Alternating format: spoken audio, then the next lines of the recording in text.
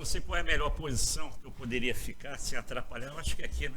Não, aí eu vou estar te atrapalhando também, né? Vou tentar arrumar, vou ficar circulando aí. Bom, mas, como o Ricardo falou, né? Nós trazemos um abraço muito fraterno da casa Co-Irmã, que é a casa de Eurípides, né? Porque vários companheiros nossos já estiveram aqui, né? Agradeço a eles por passarem o meu nome, né? Principalmente a Lívia, né? Nossa companheira Lívia, que sempre está presente a esta casa, o Ricardo também. E a história dessa palestra aí que a gente traz, que na verdade é um estudo, fomos intuídos numa reunião mediúnica que na nossa casa se realiza às quartas-feiras, no final do ano passado. E o mentor espiritual da nossa reunião nos recomendou uma palestra sobre as consequências do suicida na pátria espiritual, no mundo espiritual. Esse ano se falou muito sobre essa temática. A Rádio Rio de Janeiro está com campanha permanente, várias entidades doutrinárias, inclusive o CERJ e a FEB, intensificaram campanhas que já faziam há muitos anos, que nós vamos falar daqui a pouquinho, em relação a essa doença silenciosa que vem afetando boa parte do Brasil e do mundo. E eles recomendaram uma coisa apenas, que fôssemos firmes e verdadeiros na palestra que nós vamos tentar fazer aqui em 50 minutos.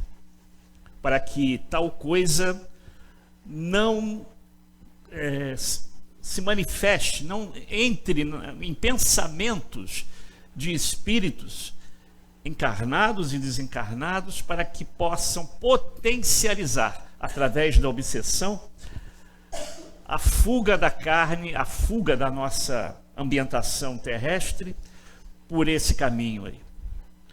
Não sei se vocês sabem, os índices do Brasil cresceram em progressão geométrica nos últimos 5 anos. Na Europa está realmente uma situação muito, muito preocupante, principalmente com os jovens europeus.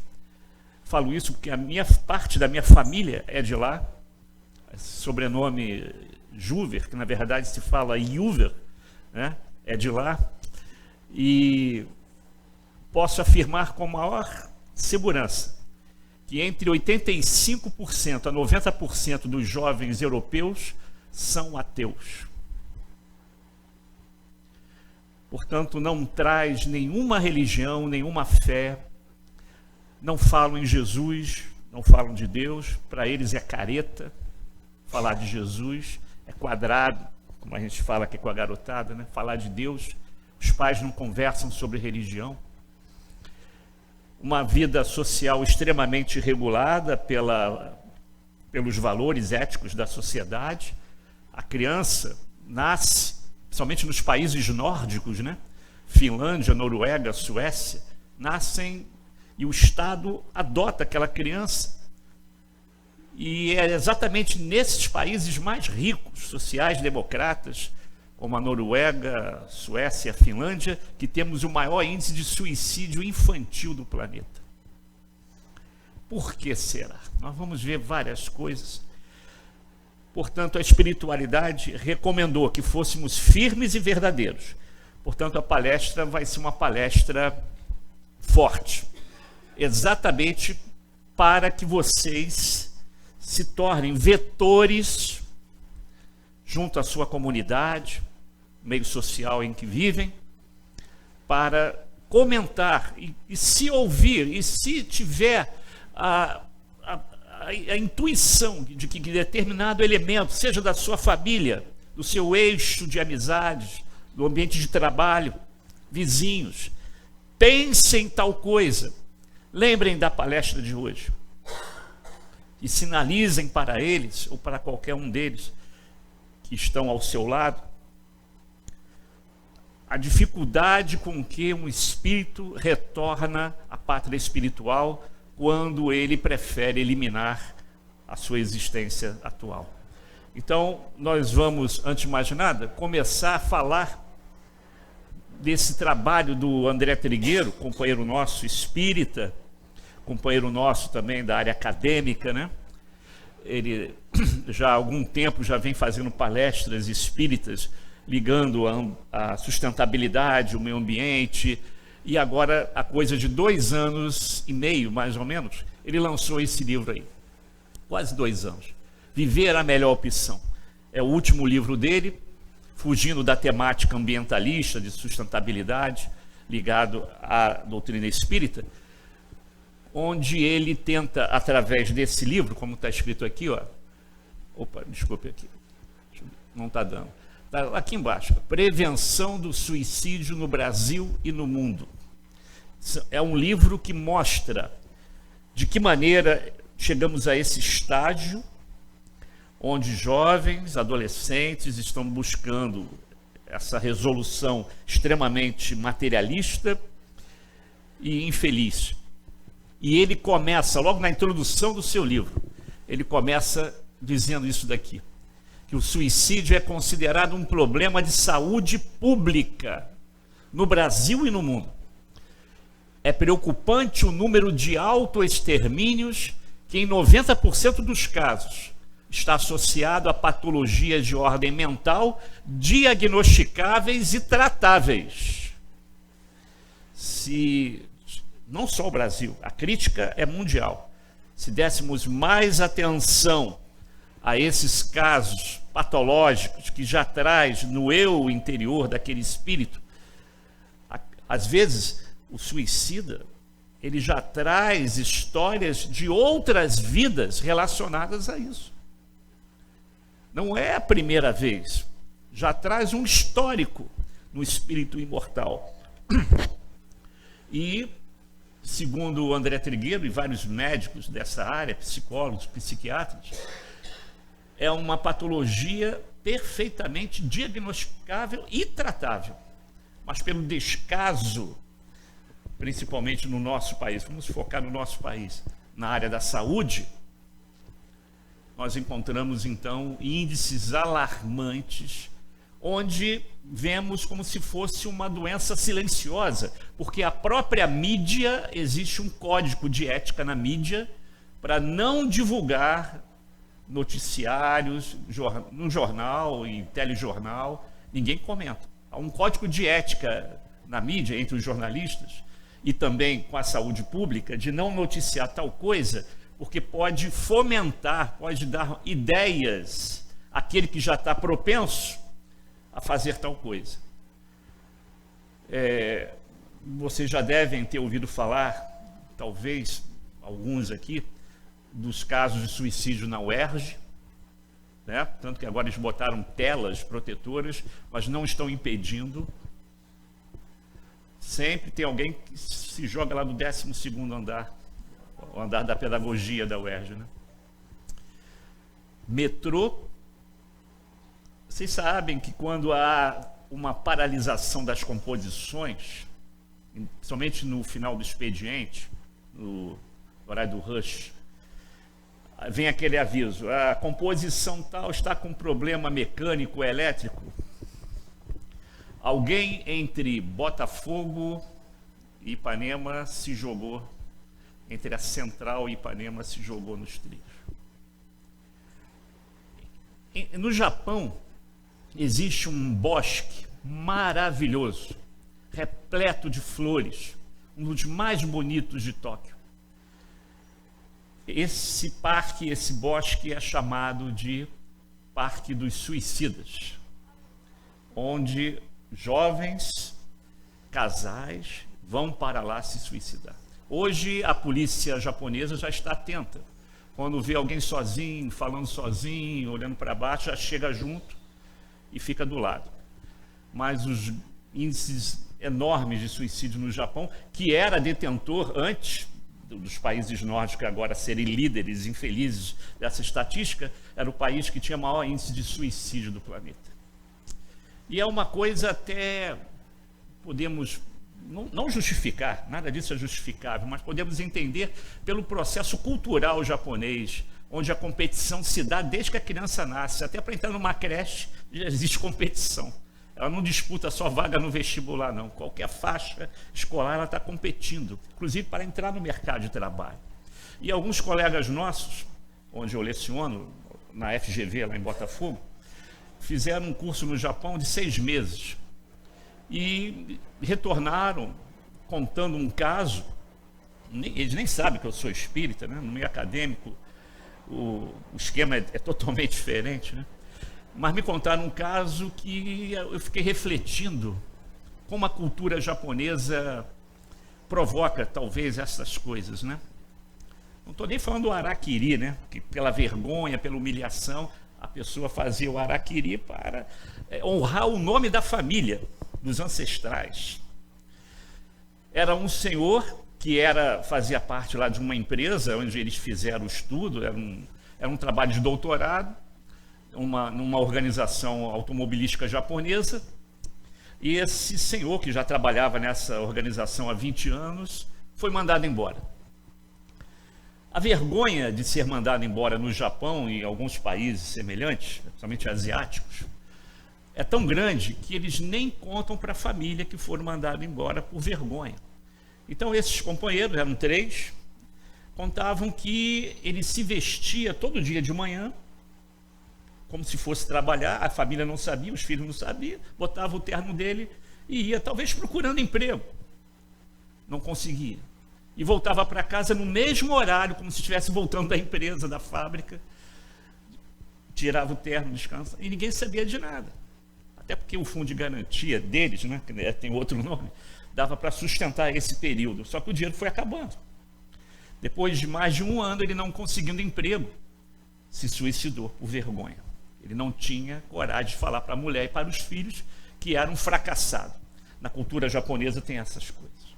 E sobre isso, historicamente falando, eu trouxe alguns, vamos dizer assim, pontualmente, né, citando alguns fatos históricos que nos permite analisar por que nós chegamos a esse ponto.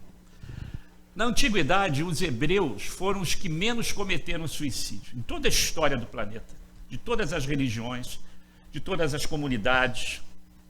Por quê? Porque o Deus egípcio, o Deus de Moisés nessa época, o Deus mosaico, era extremamente vingativo, rancoroso e mão firme. Tanto que ele condenava a morte, exigia o extermínio de tribos rivais, não deixe ninguém vivo.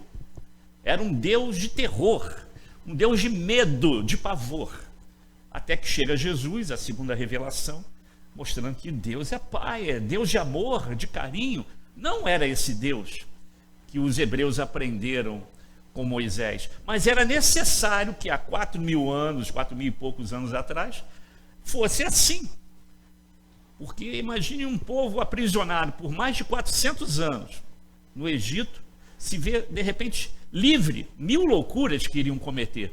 Então era necessário que Moisés, muito inteligente, fizesse esse link com um Deus vingativo, punitivo e extremamente malvado, terror total. E por medo de cometer o suicídio, porque lá no livro das leis, era o 5º livro de Moisés, o Deuteronômio, que é o livro das leis, está lá textualmente, quem cometesse o suicídio iria para o inferno, todas as provas dolorosas iria sofrer e não teriam a bênção de Deus. Há pouco tempo, eu conversando com colegas católicos, eles me confirmaram que a Igreja, o Vaticano, agora permite missas aos suicidas. Até meados do século passado, morria por suicídio, a Igreja não queria nem saber. E, culturalmente falando, era enterrado bem distante da Igreja. O espírito que mais precisa... Oi? Então ainda tem um resquíciozinho, né? Olha só, eu não sabia desse detalhe. Ainda tem, então, esse resquício. Olha só, então ainda existe um pezinho lá atrás, né? Bom, pelo menos a igreja está evoluindo. Qualquer dia vai entender que esse irmão suicida é aquele que mais precisa de orações. Várias casas espíritas dedicam um dia na semana para fazer preces aos suicidas. Ivone Pereira buscava nos jornais nomes de suicida, que agora não mais aparece, né, por causa desse código de ética da mídia, mas na época da Ivone Pereira, em meados do século XX, o jornal botava suicidou fulano de tal, né, no obituário. Ela ficava diariamente pegando o nome desses irmãos para orar na reunião da casa espírita dela, lá no Rio de Janeiro. São os que mais precisam de preces. Não tem, a igreja não ora por eles. É difícil, né? É difícil de entender. Os povos orientais, como eu falei, os asiáticos, o suicídio é um fato vulgar e normal, até pela cultura, ou para preservar o nome da família, honrar o nome da família. Então, pela cultura japonesa, coreana, o suicídio é incentivado, sim. No Egito, também tornou-se célebre o suicídio de Cleópatra, mostrando que também era, não só ela, né, pessoas do poder, né, da realeza, né, dos faraós, era levado a isso quando tinha uma doença extremamente grave, terminal, como nós dizemos hoje. Então eles preferiam o suicídio, da cultura deles também. E na Idade Média voltou a diminuir o índice de suicídio, pois a Inquisição e a Igreja, com essa mão pesada que a gente viu agora, dizia que quem cometesse tal ato não receberia as bênçãos da Igreja. Como vocês veem, até hoje não mudou muita coisa. Melhorou um pouquinho, mas não mudou muita coisa, não. Então, na Idade Média, com a Inquisição, o poder da Igreja sobre os reis, inclusive, sobre a monarquia, fez com que diminuísse o número de suicídios. Mas na Renascença, na chegada até da doutrina, nesse período do século das luzes, do enciclopedismo, na velha Europa renascentista, o período de maior liberdade religiosa e intelectual, aí o suicídio recrudesceu e continua até nos dias atuais, crescendo de forma silenciosa. Onde nós encontramos esse assunto nas obras kardecianas, no Pentateuco kardeciano, no Livro dos Espíritos, no Evangelho e no Céu e Inferno. No Livro dos Espíritos, entre as questões 943 e 957, Kardec discute o tema, apontando as causas e as consequências para o espírito imortal de tal ato sinistro. No Evangelho, lá no capítulo 5 das Bem-aventuranças, nós vamos analisar, no capítulo Bem-aventurados os aflitos, o suicídio juntamente com a loucura, porque acreditava-se que a loucura era que promovia o suicídio. Então, Kardec consegue mostrar que uma coisa não tem nada a ver com a outra.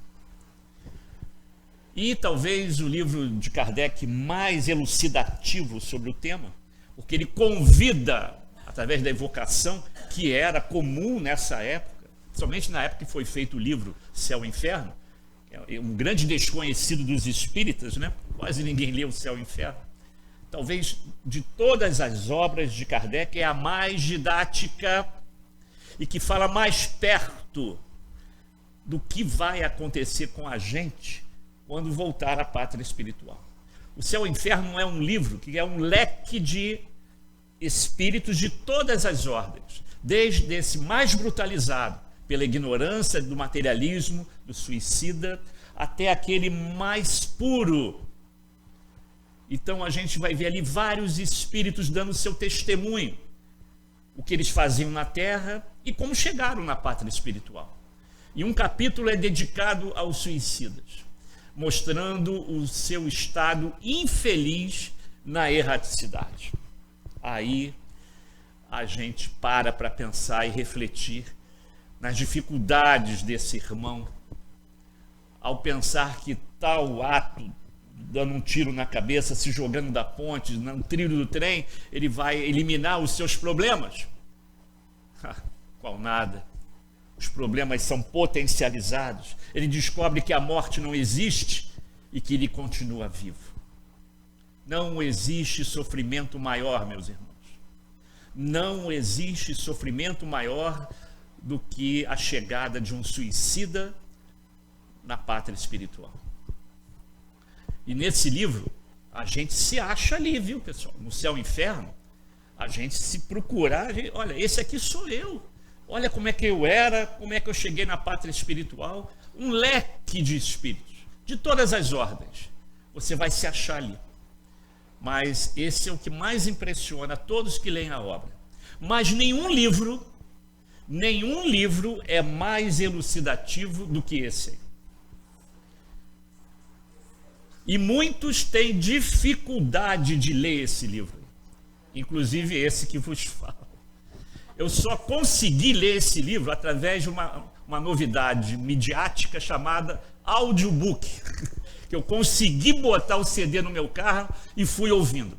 Nunca passei da página 157.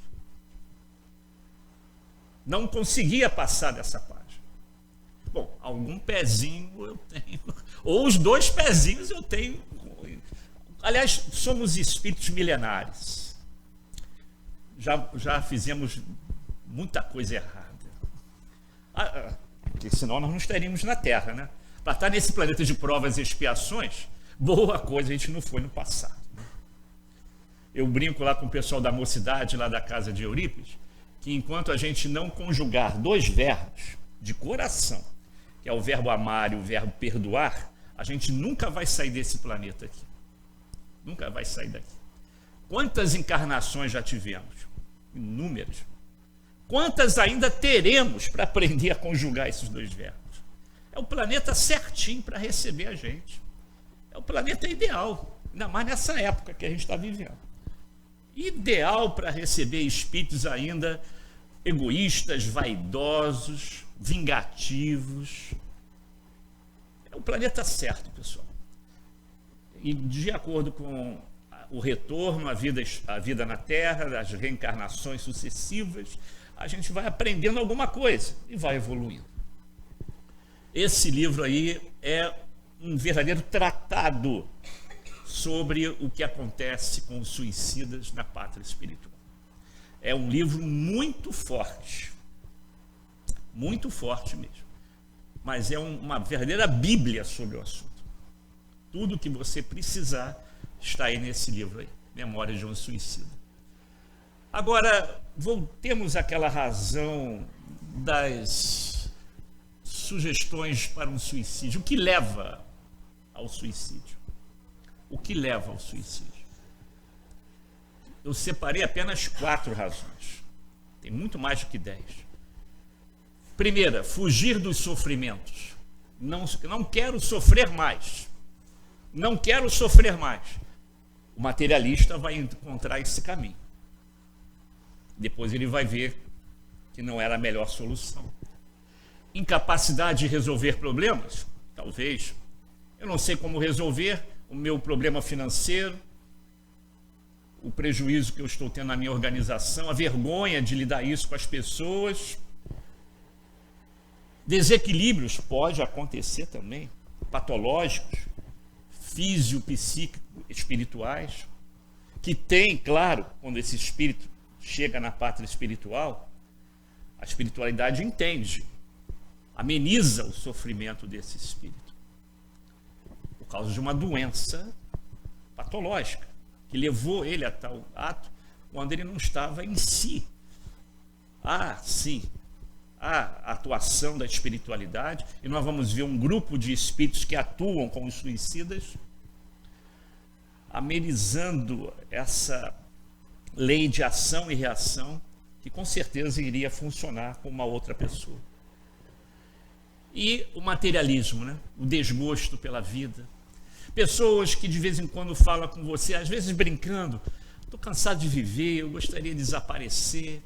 E a ideia vai, porque isso começa devagarzinho, Começa devagarzinho. Então, se vocês conhecem pessoas assim, eu gostaria de desaparecer, não queria mais viver, falam brincando às vezes, mas vem repetindo com alguma sequência, com um intervalo razoável. Cuidado, hein? Cheguem junto, policiem, porque ali está talvez uma ideia ainda embrionária que pode se desenvolver.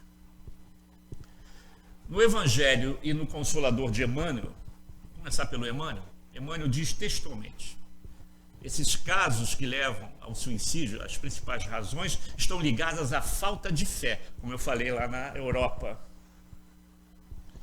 Falta de fé é responsável pela quase totalidade dos suicídios. Até porque ele acredita realmente que tudo vai acabar. No Evangelho, Kardec chama de covardia moral a incredulidade ou a simples dúvida sobre o futuro, claro, ligado às ideias materialistas. Numa palavra, são os maiores incitantes ao suicídio. No livro do Simonetti, um dos livros mais vendidos do Simonetti, Quem Tem Medo da Morte, deve estar na 18ª edição, com uma outra capa, ele tem um capítulo que fala só do suicídio e traz essa imagem que simboliza perfeitamente o que acontece com o suicida. A imagem de estudo ali, né? A imagem de estudo. Ele abre uma porta de saída, mal sabe que tem um despenhadeiro sobre ele. O autoaniquilamento situa-se como uma porta falsa, em que o indivíduo, julgando-se libertar-se de seus males, precipita-se em situação muito pior. O suicídio só potencializa o problema do nosso irmão. Então, aquele problema que, se ele tivesse fé e resignação, duraria apenas uma existência, poderá levar séculos. Um ato que leva ao suicídio, que leva, às vezes, segundos, gera séculos de sofrimento. No Evangelho, o suicida é qual prisioneiro que se evade da prisão antes de cumprida a pena. Fugiu do presídio, né? Quando preso de novo, é mais severamente tratado. O mesmo se dá com o suicida, que julga escapar às misérias do presente e mergulha em desgraças maiores. O problema é que, dentro do nosso materialismo, a gente esquece que fomos nós que pedimos as provas que enfrentamos no dia a dia. As provas ou as expiações que enfrentamos no planeta, fomos nós que escolhemos na nossa programação reencarnatória. Não é castigo de Deus. Como é que funciona isso? A cada existência, a gente tenta reencarnar para tentar acertar os erros do passado recente ou remoto. Mas isso não é possível em uma encarnação. Então, várias encarnações são necessárias para ajustar aqueles erros que nós cometemos por atacado. São várias encarnações para resolver o problema. Às vezes a nossa vergonha é tão grande na pátria espiritual, porque quando a gente chega lá como perispírito, nós chegamos praticamente desnudados. Os espíritos superiores olham para o nosso perispírito e vê o que é que nós somos, gente. Primeiro, que a morte não muda nada. Nós vamos continuar a ser na pátria espiritual o que somos aqui, com as nossas índoles, com aquilo que nos apetece, com os nossos prazeres, dependências químicas. A morte não acaba com tudo isso, não. E nem transforma ninguém em santinho. Foi a primeira coisa que Kardec aprendeu quando foi chamado para ver as mesas girarem, as cadeiras levitarem. Primeiro ele viu que a cadeira não tem cérebro, não tem nervo, não tem músculo, é algo inteligente que está por trás disso. E depois ele viu que esse algo inteligente era o espírito, que é exatamente aquele que estava encarnado, só que agora sem a veste material. Foi a primeira coisa que ele percebeu. Portanto, temos sim que nos preocupar com os irmãos suicidas, porque é uma prova que ele pediu, não o suicídio, a prova que levou ao suicídio, é uma prova que ele está tentando vencer há várias encarnações. E mais uma vez não suportou. E quando a gente reclama da vida, que a vida está pesada, as dificuldades são muitas, no âmbito familiar, profissional. Aliás, o Chico, enquanto ele viveu, ele recebia caravanas de pessoas que ficavam 40 minutos no ouvido dele, só reclamando da vida. E ele só dizia uma frase. Ficava 40 minutos ouvindo e só falava uma coisinha. Minha irmã podia ser pior. E podia mesmo. Porque a nossa vergonha na pátria espiritual é tão grande que a gente gostaria de liquidar tudo numa encarnação só. Aí o teu anjo guardião chega do lado e diz, olha, isso aí tu não vai dar conta não, cara. Vamos, lembra do carnê das Casas Bahia? Vamos dividir 80 prestações, 80 encarnações, porque isso que você fez lá atrás, em uma não vai dar não. Uma não é possível não. E aí ele vai voltando, vai crescendo, evoluindo, até que um dia não precisará mais encarnar nesse planeta. Mas tem que ter fé, pessoal. Tudo que está acontecendo foi a gente que pediu. E poderia ser pior, porque o nosso passado é vergonhoso. E ainda bem que ninguém sabe, ninguém lembra e ninguém deve tentar saber o que fez lá atrás. Deixa como está. Por isso que a gente vem com a bênção do esquecimento, que é para não lembrar mesmo. E em vida que segue, vai evoluindo. Cada dia é uma oportunidade de evolução, de crescimento espiritual. Muito bem. Portanto, estudando o suicídio no Evangelho, no Livro dos Espíritos, no Céu e Inferno, nós vamos ver que há dois tipos de suicídio, que vocês já devem conhecer, que é o direto e o indireto. O direto é quando há intenção, você arquiteta o plano matematicamente perfeito, com todos os detalhes, porque ele é premeditado. O outro, o indireto, não. O caso de André Luiz, quando ele chega no nosso lar, 9 anos no umbral, porque ele era suicida, e a primeira coisa que ele perguntou, mas eu não sou suicida? Aí ele entendeu porque ele era suicida. Suicida indireto. Bebia muito, bebia. Todos os excessos da nossa vida, tudo que nós fazemos, na bebida, no fumo, nas drogas, no álcool, no sexo, tudo que é feito em excesso, pela lei de ação e reação, faz com que você abrevie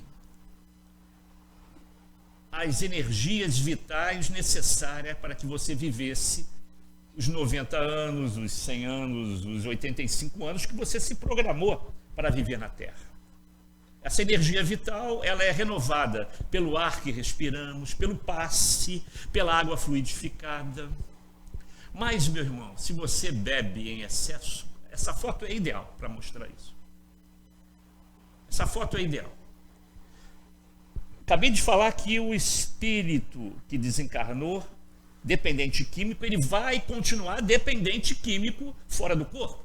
Só que ele não pode pegar esse copo de cerveja ou de cachaça para beber. Quando ele for botar a mão no copo, a mão vai vazar. Ele está desencarnado. Então, o que ele vai fazer para beber? Ele vai usar, literalmente, a figura de um médium. Olha o nome que eu estou usando. Hein? Ele vai usar um médium, uma pessoa, um alcoólatra, um dependente químico, para beber com ele. A entidade ali do lado. Às vezes ele não quer beber, isso nas obras de André Luiz tem vários casos assim. A pessoa não quer beber, o chamado obsessor chega junto e diz, bebe, bebe, bebe. E ele não sabe explicar como, vai lá na geladeira, abre a cerveja, o uísque dele. E às vezes ele não queria, às vezes está indo para o trabalho, desvia para entrar no botequim. Porque o irmãozinho está precisando do álcool. E como é que ele bebe? André Luiz descreve. É como se o obsessor perispiritualmente, falando com o seu perispírito, abraçasse a vítima, o médium, com um abraço de polvo, envolvendo o perispírito dele com o do encarnado, do corpo somático, porque essas vibrações, essas inalações do álcool saem pelos poros. Então ele abraça e suga a energia alcoólica que sai pelos poros da epiderme.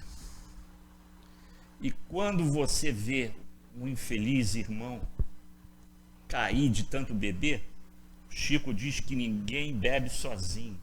Tem 3 ou 4 que caem com ele ali. Ninguém bebe sozinho. Isso serve para qualquer tipo de excesso de toda ordem. Ninguém está sozinho. Olha só o nosso cuidado, né? A educação espírita é para isso. Espiritismo é para despertar, elucidar. Por isso que nós temos que estudar sempre. Até porque lá no Livro dos Espíritos tem uma pergunta sobre isso. Até que ponto os espíritos interferem na nossa vida diária? Mais do que você possa imaginar. Muito mais do que você possa imaginar. Ah, é?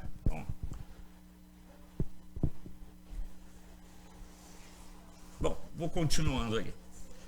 A prova difícil que o suicida encontra no mundo espiritual é quando ele desperta, como nós falamos aqui, se vê vivo.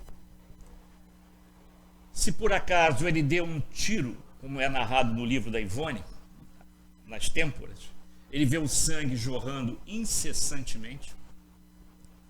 Se jogou num penhasco, ele sente o vácuo sobre os seus pés a cada segundo, caindo. Isso não acaba, gente.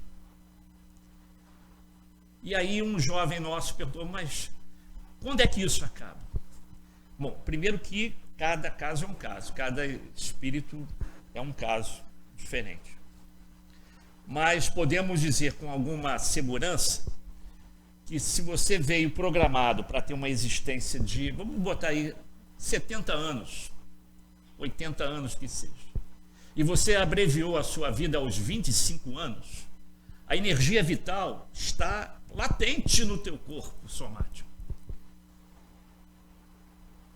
É o tempo de sofrimento até que essas vibrações do fluido vital se desgastem e que você consiga ter menos contato com as vibrações materiais.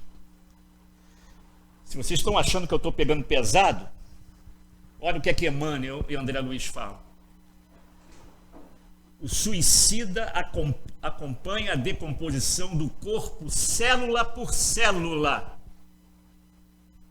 Não existe prova maior, meus irmãos. Não existe tanto sofrimento. Por isso que nós temos que orar por aqueles que nós sabemos que desencarnou por esse meio, companheiros familiares, vizinhos, amigos. Temos que orar muito.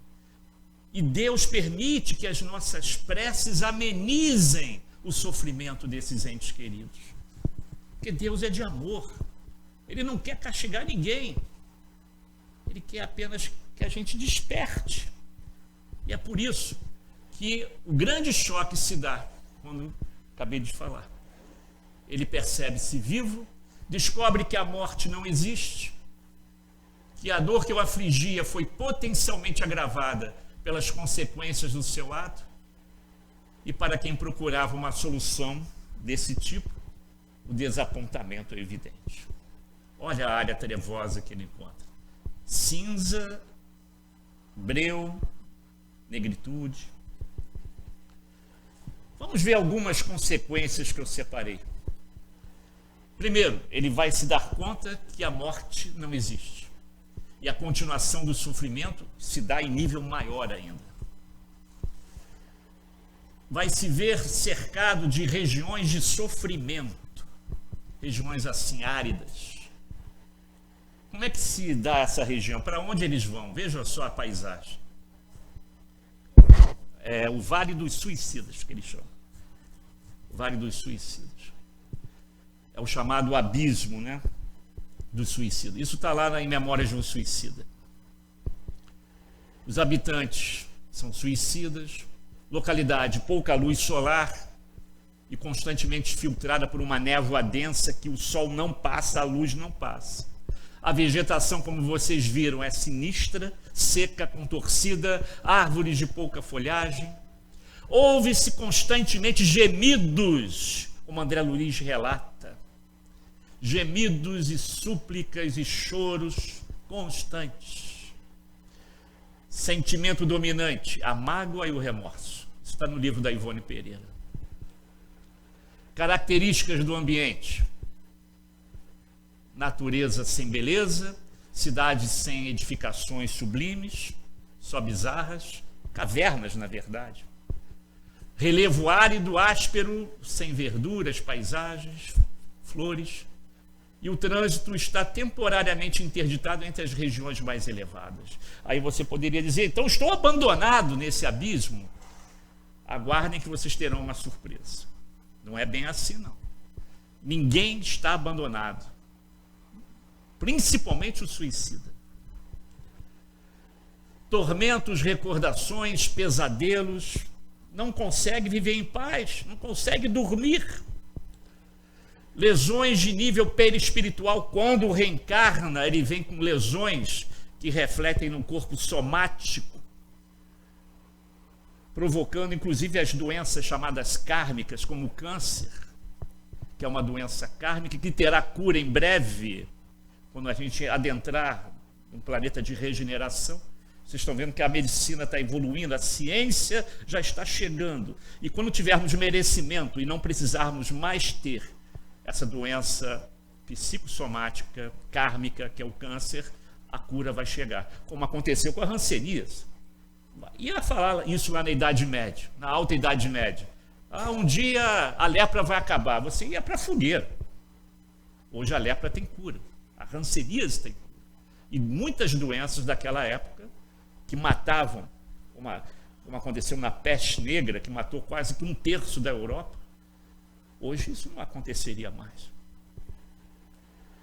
Desperdício de tempo. Se existe inferno na pátria espiritual, é você perceber que o tempo valioso foi jogado fora e que nada veio de retorno. Aí está os companheiros que nos ajudam no Vale dos Suicidas. Aí está essa turma aí. Repara que isso está também no livro Voltei. Ele descreve, né, uma determinada viagem que fizeram ao Vale dos Suicidas, nas chamadas zonas abismais, né, do mundo espiritual. Tais comunidades são constantemente visitadas por benfeitores espirituais. Muitos desses benfeitores estão instalados em plenas regiões. Eles têm núcleos dentro dessas regiões. E reparem a formatação de um espírito trevoso. Verdadeiros lobos, parecem animais.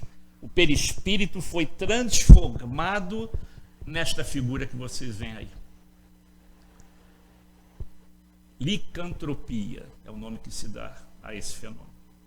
O espírito destrói tanto o seu perispírito que, às vezes, ele não passa de uma pasta gelatinosa ou então tomando aspectos de licantropia. Eu acho que a minha barca das 7 horas já foi embora. Já vou detonar essa aí, que eu acho que eu vou levar até o final aí. Então essa barca das 7 horas, eu acho que já dei um pontapé nela. A outra é 8h30, né? Eu acho que vai embora, porque o mais importante vem agora aí. Se der tempo, deu, né? Mas eu acho que não vai dar, não. Acho que vai acabar exatamente às 7 horas. Porque a minha ideia era pegar a barca das 7, porque o meu filho está me ajudando a tomar conta do meu pai, que ele está com um problema sério de saúde, mas fica para depois, ele vai entender. Essa turma que vocês estão vendo aí, aqui parece até que é o Dr. Bezerra, né? Parece não, é. Ele também coordena essa equipe de amigos que visitam o Vale dos Suicidas, tem uma líder. E quem lê o livro da Ivone Pereira sabe quem é. A líder desse projeto, incansável, e que ama, mas ama com aquele amor de mãe, com aquele amor amoroso, fraternal, é essa aqui. A colônia, o nome dessa colônia é Colônia Correcional da Legião dos Servos de Maria. Trabalha só para assistir, mesmo que esses espíritos estejam tão vinculados à matéria, não percebendo a presença desses companheiros que você vê aqui, né? Eles nem percebem. Inclusive, detalhe que a Ivone nos dá é que eles têm que diminuir a luz do seu perispírito para poder se aproximar, porque a luz espanta esse pessoal aí. Se eles deixassem a luz vibrar como deveria ser, a sua potencialidade maior, todo mundo ia sair correndo. Então, eles diminuem até anular, às vezes completamente, para chegar perto e perguntar: você quer ajuda? Se eles disserem que não querem ajuda, eles não podem fazer nada. André Luiz só saiu dali quando ele fez aquela prece de coração, quando não aguentava mais, e a prece era verdadeira. Tanto que saiu um raio chegando até lá em cima dos abismos, e veio uma equipe com maca para recolher. É assim que funciona. Ninguém é obrigado a fazer nada. Se eles estão contentes assim, eles vão ficar. Até mesmo aqui na Terra, isso é bom colocar, sabemos que temos os nossos anjos guardiães, guias espirituais, mentores, o nome que queira dar. Mas quando a gente não ouve esses irmãos, seja no sono ou pela intuição, quando a gente não quer ouvir a voz do nosso irmão espiritual, ele dá 2 passos atrás. Ele não te abandona, mas ele respeita o seu livre-arbítrio. Então ele dá 2 passos atrás e deixa você ir. Assim que você tropeçar e cair, ele já está ali para dar a mão para levantar. Ele não se afasta totalmente de você. Ele fica atrás. Ele sabe que você vai tombar. Eu me garanto. Eu sei até onde posso fumar. Até onde eu posso usar a cocaína, o crack. Sabe nada. Sabe nada. Vai cair feio. Mas o irmão está lá para te ajudar. Eles respeitam, os espíritos superiores respeitam tremendamente o seu livre-arbítrio. Por isso que a gente costuma dizer que em reuniões mediúnicas sérias, onde o médium vaidoso, né, egocêntrico, eu recebo mensagem do espírito tal, só eu aqui recebo, e começa a dizer o que você tem que fazer, como se comportar, isso não é de espírito superior, não. Espírito superior nunca vai dizer para você o que você tem que fazer. Eles respeitam tremendamente o seu livre-arbítrio. Senão você não vai crescer, moralmente falando. É sempre no roteiro que o espírito está por trás. E tudo é culpa do obsessor. Agora, da doutrina deu isso agora, né? Tudo é culpa do obsessor. Você nunca é culpado de nada, né? Você não faz nada de errado. Tudo é culpa do obsessor. Eu não sou advogado, sou professor de administração. Mas ultimamente tenho defendido a causa dos nossos irmãozinhos obsessores, porque, coitado, o cara está passando lá fora. Não, mas foi obsessor, perdi a chave do carro.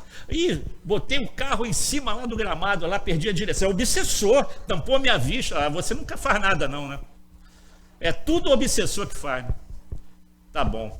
Às vezes o cara está lá fora, mas passando na tua casa, porta aberta, escuta aquela discussão, aquela briga dentro da tua casa, com palavrões.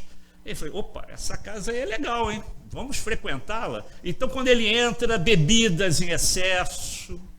Opa, é aqui que eu vou ficar. A gente convida eles a entrar. A gente abre a porta da nossa casa para eles entrar. Então não bota a culpa em obsessor, não, hein? Ele só entra se o ambiente for propício para ele. Então, se for um ambiente de paz, de amor, vocês estão fazendo o culto do lar que deveriam fazer? Estão fazendo a prece necessária, uma leitura sadia antes de dormir? Aí quem vai se aproximar serão outras espécies de espírito. André Luiz já dizia que essa vibração magnética que nós emitimos pelo pensamento, ele dá o nome de hálito mental. É um imã, tem um poder magnético inacreditável que puxa para você espíritos bons ou maus, de acordo com o que você pensa, com o que você gosta. Então, se você está pensando exatamente no exemplo que eu dei do copo d'água, né, da cachaça, da cerveja, do uísque, ele vai ficar do teu lado. É vibração. Ele gosta daquilo. Ele é atraído. Ficasse ao lado do Chico, quem teve a oportunidade. Quanta vibração, aquele perfume de Sheila envolvendo o ambiente. Fique ao lado do Divaldo. Fique ao lado dele e perceba as vibrações tranquilizantes, de harmonia, de amor. É assim que a gente tem que ser. E tem que tentar ser assim 24 horas por dia. Porque eu sei, é difícil ser espírita 24 horas por dia. A gente sabe disso. Ser espírito na casa espírita é mole. Ser espírita aqui é mole. O ambiente é propício, a espiritualidade está aqui nos envolvendo, nós nos abraçamos, nos beijamos. Fazemos isso com muito carinho, porque a vibração envolve a gente nesse sentido. Mas quando você coloca o pé lá fora, aí a coisa começa a mudar. Poderíamos dizer, desculpe o tipo de imagem que eu vou passar agora, que aqui dentro estaríamos usando máscaras. Estaríamos usando máscaras. Mas lá fora a gente tira a máscara.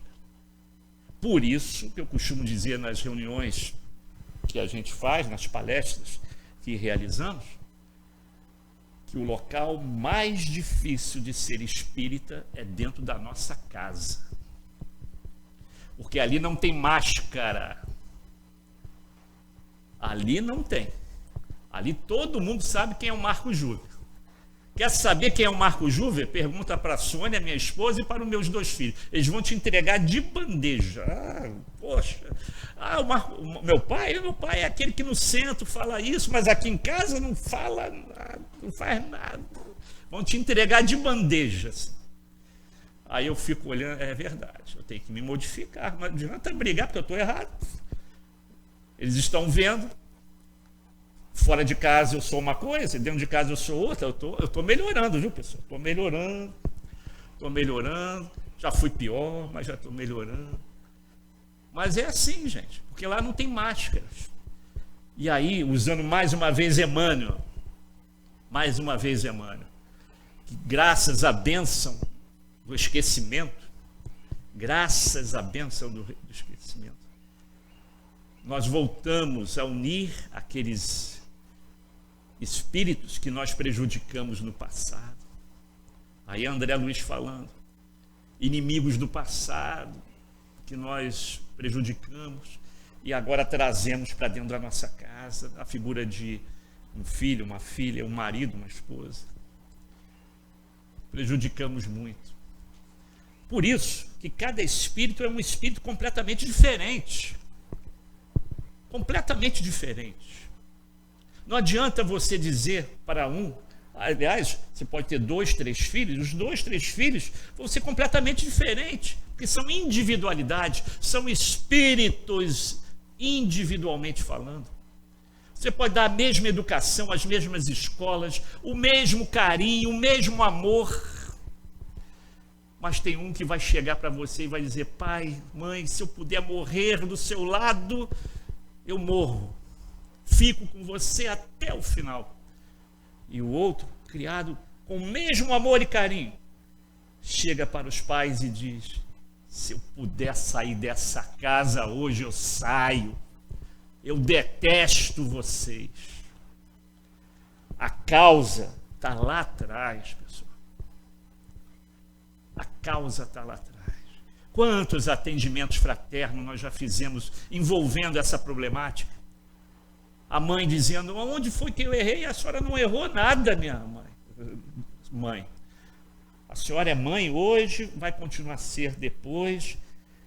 E se existe determinismo na casa espírita e na doutrina espírita, é que nós um dia seremos felizes e vamos nos reconhecer por muito, por nos amarem. Jesus já falava isso. Reconheço meus irmãos por muito se amarem. E se existe determinismo, na doutrina é essa, que nós fomos criados para a felicidade. E todos serão felizes. E se hoje há essa dualidade entre um espírito e outro, deverão reencarnar tantas vezes quanto for necessário para que se amem, nem que seja pela dor, que é uma arma que o mundo espiritual superior usa muitas vezes, até para trazer alguns aqui à casa espírita. Da última vez que eu estive em Brasília, eu vou lá constantemente, ou pelo trabalho que realizo, ou até pelos meus tios que moram lá, que são até cofundadores de uma casa cristã espírita lá de Brasília, na Asa Norte, do lado da FEB, quase do lado da FEB. E sempre que eu posso, eu vou à FEB, revelar os companheiros de lá.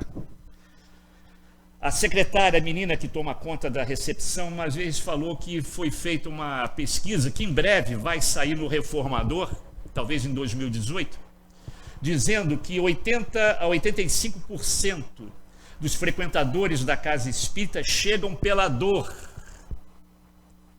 pelas provas, expiações, pela perda de um ente querido.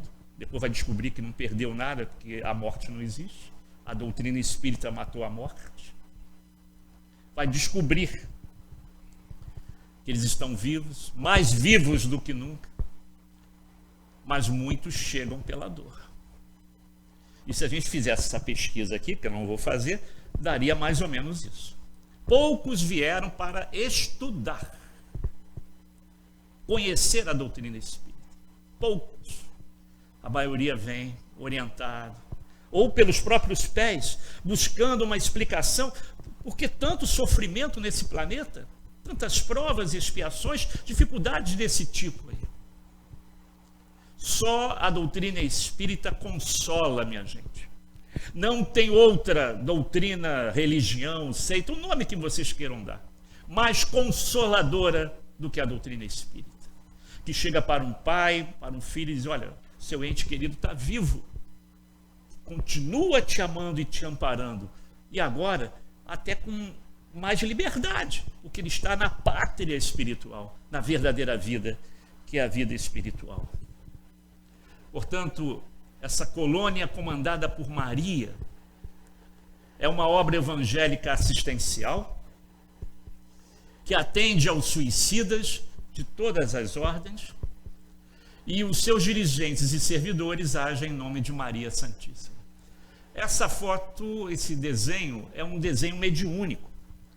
E certa vez, quando eu ia lá no Leon Denis conversar com o Altivo, alguns já devem ter ouvido falar desse nome, até já conheceram o Altivo, grande amigo nosso da casa de Eurípides. E se hoje nós temos lá o encontro de Eurípides, é porque o Altivo falava, porque o Altivo sempre fez encontro de Eurípides lá no Leon Denis. Aí eu chegava lá para o Gilberto Bordalo, os nossos dirigentes, o Gilson, essa é a casa que não estuda Eurípides. Já depois daquela, há quase 25 anos atrás, a gente não parou mais de fazer os encontros de Eurípides, porque Leon Denis estuda Eurípides todo ano. E aí o Divaldo nos deu a dica. Ele me mostrou essa foto e tem uma outra semelhante de Jesus, não sei se vocês lembram. Essa é de Maria e tem uma outra de Jesus, feita pelo mesmo médium. E ele me disse o seguinte, rapaz, se a gente fizer esse exercício, não tem nada a ver com a palestra, né? Mas se você fizer um exercício, se você tampar essa parte aqui, ele falou, esses não são os olhos e cabelos de Jesus? Porque se você colocar a outra foto sobre essa, você vai ver Jesus. Esquece o nariz e a boca. Daqui para cima não é Jesus? Isso é uma coisa óbvia, mas eu na época não sabia. Quando eu olhei, quase caí para trás, mas é mesmo. E o mesmo pintor, foi uma obra mediúnica essa aqui. Tem também uma de Jesus. Então, do nariz para cima, Jesus e Maria é igualzinho. E ela, então, a nossa Maria Santíssima, que recebe com carinho os irmãos suicidas. Poderia ser pior, né?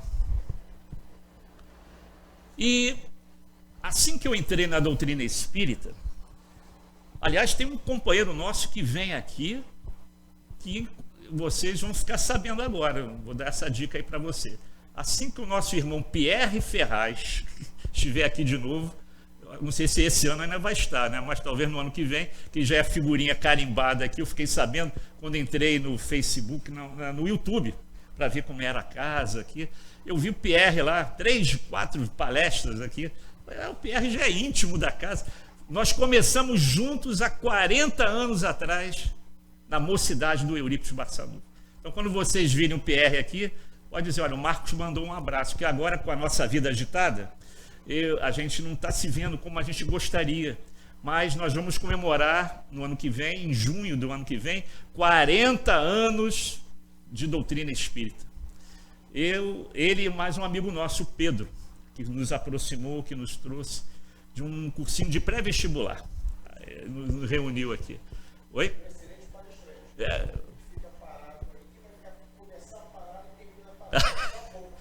Ele tem essa capacidade incrível. Ele tem essa capacidade. E as pessoas ficam também paralisadas, né, pelo poder magnético da voz dele. Impressionante, né? Então a gente estava começando lá na mocidade do Eurípides, e isso na década de 80, início da década de 80, apareceu essa campanha da FEB. Na época não era só do suicídio, não. Na época era o suicídio, pena de morte e eutanásia. Já tem mais de 30 anos isso, hein? Só quem é espírito antigo lembra disso. E era uma campanha para ser uma campanha rápida, pontual, porque o suicídio também estava preocupando. A pena de morte, que de vez em quando volta lá para Brasília para julgar, agora parece que vai voltar de novo. Pena de morte. De vez em quando vai e volta, né? Estão doido para liberar. Vai e volta. Mas a gente sabe que a proteção divina do Brasil, coração do mundo, pátria do Evangelho, se faz presente. Você lê a introdução do livro Brasil, coração do mundo, pátria do Evangelho, Jesus sobrevoando o que hoje é o Brasil, com aquela pleiade de espíritos superiores. Naquela época nem existia o Brasil. Aponta lá para baixo e diz assim: aqui será a minha Palestina rediviva. Já antevendo o futuro do nosso país em relação ao planeta de regeneração. Coração do mundo, pátria do Evangelho. Portanto, para nós que vivemos aqui, espíritos que vieram da velha Europa, todos, espíritos doentes que vieram da velha Europa. Por quê? Porque foi uma pergunta que uma criança da evangelização fez. Eu não sou do Brasil, não, minha filha.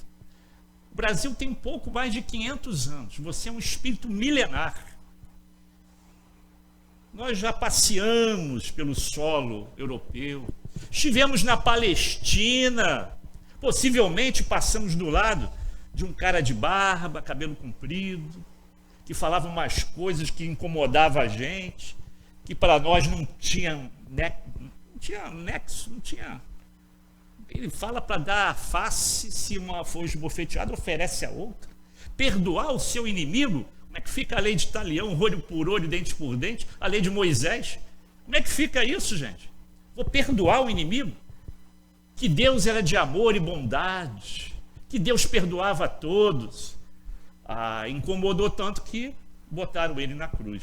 E existe um provérbio muito comum, que quando tudo está dando errado para a gente, tudo está dando errado, a gente diz assim: parece que eu joguei pedra na cruz, né? Tem um ditado assim. Mas depois que eu entrei na doutrina, cheguei à conclusão que o ditado tem que ser outro. Nós não jogamos pedra na cruz, fizemos pior. Se nós somos espíritos milenares e vivemos naquela época, fizemos algo muito pior. A gente gritou Barrabás. Porque para nós, naquela época, era a melhor opção. Era a melhor opção. Aquele outro barbudo, cabelo comprido, que falava umas coisas estranhas, esse cara incomoda. Incomoda até hoje. Até hoje ele nos incomoda. E ele só pedia uma coisa. Só pedia uma coisinha. Reforma íntima. E é isso que a gente busca na Casa Espírita.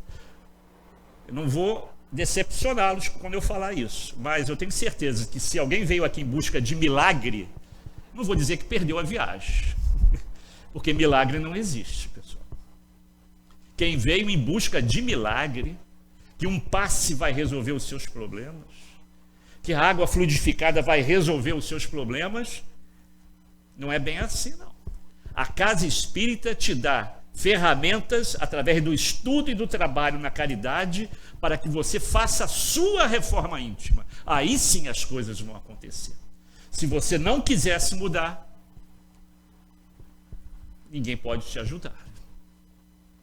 Então a Casa Espírita existe para isso, para te dar toda a ferramenta necessária para essa revolução, para essa reforma que você tem que fazer com seu espírito no eu interior. E nessa época, a FEB lançou essa campanha de viver, você continuar a viver depois da morte. Foi um impacto para muitos, né? Suicídio é ilusão. Essa campanha era para ser pontual, durar apenas alguns meses. Cresceu tanto que hoje está assim, pessoal. Esses folhetos você pode encontrar no CERJ ou pedir pela FEB. Hoje a campanha tomou uma dimensão envolvendo aborto, violência, aí entra a pena de morte também, a eutanásia, o suicídio e as drogas. Campanha permanente agora da FEB, com todo esse leque aí de trabalho. Veja como a doutrina está atenta aos problemas desta fase de transição planetária que estamos vivendo. Se somos esses espíritos milenares que viemos lá da velha Europa, e de passado recente, talvez, possivelmente muitos vieram da velha França, possivelmente é a nossa segunda ou terceira encarnação no Brasil, possivelmente. E sem falar dessa garotada do terceiro milênio que está chegando aí com uma bagagem intelectual maravilhosa, mas carente de apoio moral, em que os pais devem trabalhar, atuar ao lado deles. É uma fase importantíssima para o espírito. Muitos de nós, inclusive, aqueles que no passado recente estiveram, talvez na velha França, trabalhando ao lado de Kardec, ou aqueles que botavam o pé na frente para Kardec tropeçar, e que de forma envergonhada e chorando, pedindo a Jesus de joelhos para que desse uma nova oportunidade reencarnatória na terra do cruzeiro, para aqui tentar restabelecer tudo aquilo, todos os impropérios, inverdades que cometeram ao nosso querido professor Rivaio. Hoje eles já estão aqui. Muitos já dentro de uma casa espírita, chegando, essa juventude chegando com os próprios pés. Hoje o jovem vem na frente do pai. Desde a minha época de evangelizador, o que é que nós vimos? O pai trazendo o filho. Hoje, na pré-mocidade, na mocidade, os jovens estão vindo na frente, buscando aquilo que não tem dentro do lar. Religião, fé, Jesus. Estão entrando nas casas espíritas com os próprios pés. E os pais vêm atrás para saber o que é que meu filho está fazendo aqui, porque ele mudou, ele está diferente. O que é que tem nessa casa? Então, muitos desses jovens, hoje, são evangelizadores, diretores, presidentes da Casa Espírita, palestrantes, que no passado botava o pé na frente para Kardec tropeçar, tal qual este que vos fala, meus irmãos. Portanto, vamos agradecer a Jesus a oportunidade de estarmos hoje numa casa espírita, abreviando o nosso passado delituoso e envolvendo a todos com esse hálito amoroso que Jesus nos manda para atenuar as nossas dores e as nossas dificuldades diárias. Tenhamos mais fé em Jesus. Vamos aceitá-lo definitivamente como governador do planeta e saber que os problemas que nós estamos enfrentando hoje no nosso estado, no nosso país, não é por acaso. Não é por acaso. É necessário passar por essas dificuldades, a não ser, meu irmão, que você tenha perdido a fé em Jesus. Se você não aceita mais Jesus como governador do planeta, eu entendo a sua situação.